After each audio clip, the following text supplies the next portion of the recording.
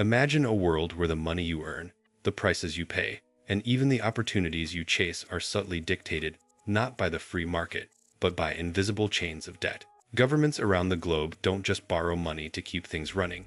They wield debt as a tool, a weapon, and sometimes a cage. On the surface, borrowing can look like a smart strategy: build infrastructure, stimulate growth, or fund essential services without immediately raising taxes. But beneath this veil lies a far more complex reality, one that directly impacts every individual in the economy. Every decision made in the corridors of power, every bond issued, and every interest rate adjusted is part of a silent dance where citizens are often unaware of the invisible strings being pulled.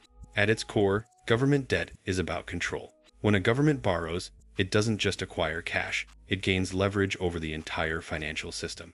By issuing bonds and selling them to banks, investors, and foreign governments, they create a network of obligations. These debts must be serviced with interest, which often becomes a fixed portion of the national budget, leaving less room for discretionary spending on healthcare, education, or social programs. But here's the subtle part. When the government's borrowing is extensive, it influences the cost of money across the economy. Interest rates are affected, credit becomes more expensive, and businesses may hesitate to invest or expand. In effect, the government doesn't need to issue direct orders to control economic behavior. The structure of debt itself shapes it. Debt isn't just a tool for managing money, it's a lever for shaping behavior. Take, for instance, the way central banks respond to government borrowing. When debt levels rise, central banks may lower interest rates to make it easier for the government to pay off its loans. Lower rates sound great for borrowers, but they can have unintended consequences. Savers earn less on deposits, inflation can creep higher, and speculative investment may skyrocket, creating bubbles in real estate, stocks, or other assets. The average consumer feels this indirectly.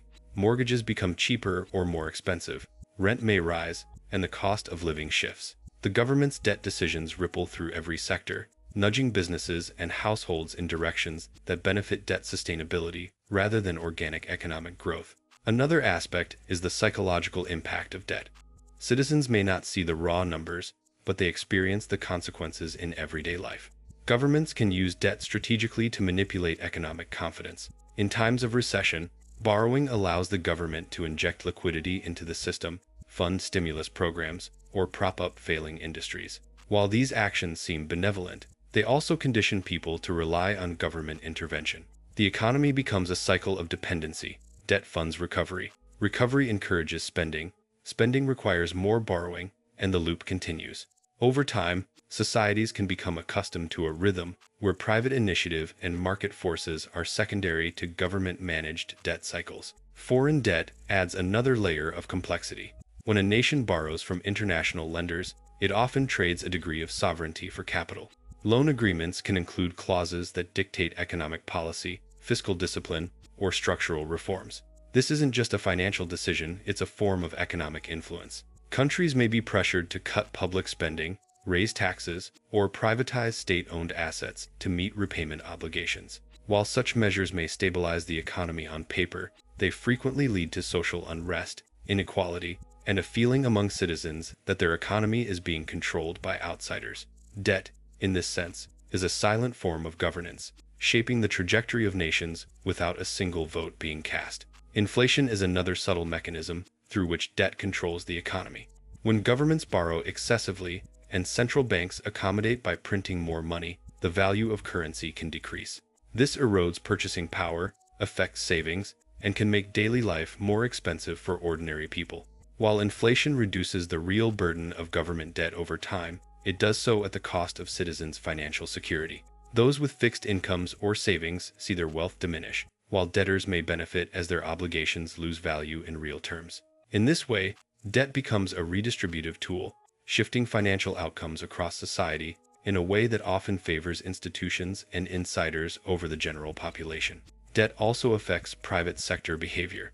Businesses and investors constantly watch government borrowing levels and fiscal policy to predict interest rates, inflation, and market stability. When debt levels are high, private investment can slow, as companies anticipate rising borrowing costs or uncertain economic conditions. Entrepreneurs may delay expansion, innovation can stall, and the economy's creative potential becomes constrained. Essentially, government debt doesn't just represent money owed, it sets the tone for risk and reward across the entire marketplace. The invisible hand of debt guides decision-making without anyone ever formally instructing businesses on what to do. At times, debt is wielded as a strategic instrument for growth or influence. Governments may borrow to fund ambitious projects, high-speed rail networks, green energy infrastructure, or cutting-edge technology initiatives. These investments can stimulate the economy, create jobs, and boost long-term productivity, but they also reinforce dependency on continued borrowing. Every successful project that relies on debt creates a precedent. Society grows accustomed to government-driven solutions, often expecting more from borrowed resources than from sustainable private investment. In effect, the economy becomes structured around the assumption that debt will always be available, limiting the natural incentives for efficiency, competition, and fiscal responsibility. Debt crises reveal the other side of this control. When a government cannot meet its obligations, the ripple effects are immediate and profound. Currency values can collapse, stock markets can crash, and social programs may face severe cuts. Citizens feel the impact in layoffs, reduced benefits, and higher costs for essential services. In extreme cases, governments turn to austerity measures dictated by creditors, effectively allowing financial institutions and foreign governments to dictate domestic economic policy. Debt, in these moments, is not just a financial problem. It is a lever of power, a tool that can force entire populations to comply with decisions made far from their own borders. The most subtle but powerful aspect of debt control is intergenerational. Today's borrowing becomes tomorrow's obligation. Governments issue bonds that may take decades to repay, effectively transferring responsibility to future taxpayers.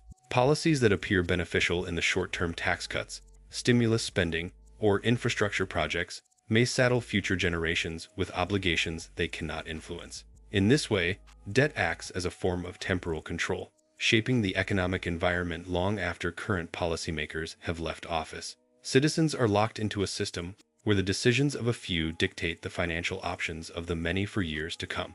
Debt is not inherently bad. It enables governments to respond to crises, invest in the future, and stabilize the economy. The danger lies in its use as a tool for systemic control rather than strategic growth. When borrowing becomes routine, when interest payments dominate budgets, and when economic decisions are made to satisfy lenders instead of citizens, debt stops being a resource and becomes a mechanism of influence. The choices made by those in power ripple through society in ways that are often invisible, subtle, but deeply consequential. Everyday life, from the price of bread to the availability of jobs, is shaped by these invisible forces. So, what does this mean for you, the viewer? Understanding debt is not just for economists or policymakers. It is about recognizing the forces that shape the economy you live in, the opportunities you can pursue, and the risks you face. When governments wield debt wisely, it can fuel growth, innovation, and prosperity. But when debt is used as a lever for control, it can limit freedom, constrain opportunity, and shape life on terms decided by others. Every bond issued, every interest rate adjusted, every decision to borrow affects real people in real ways, whether they realize it or not. The takeaway is clear. Debt is a double-edged sword.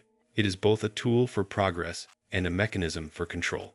The line between smart borrowing and strategic manipulation is fine, and crossing it can reshape societies, economies, and generations. Citizens who understand this dynamic are better equipped to question policy, demand transparency, and advocate for systems that prioritize sustainable growth over dependency. Knowledge, in this case, is power. The awareness of how debt functions allows people to recognize its influence and navigate it rather than be unconsciously swept along. In the end, the story of government debt is the story of control. It is a narrative of leverage, influence, and invisible strings that shape the economy in ways that textbooks rarely explain. Whether it manifests as lower interest rates, inflation, foreign influence, or intergenerational obligations, debt touches every facet of life. The economy you experience every day is not entirely free. It is structured, guided, and often constrained by the choices of governments and the obligations they carry. Recognizing this is the first step toward understanding the hidden forces that govern not just markets, but the very rhythm of society itself.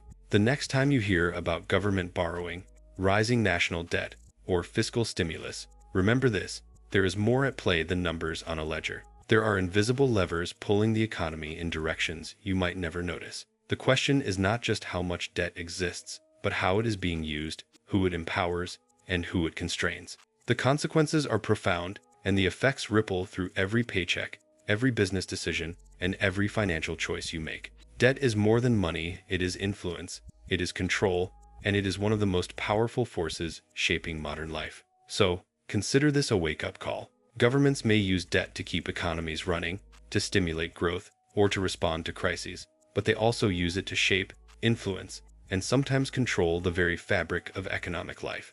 The power of debt is real, pervasive, and often invisible. Understanding it is not optional. It is essential for anyone who wants to navigate the modern world with their eyes open and their choices intact.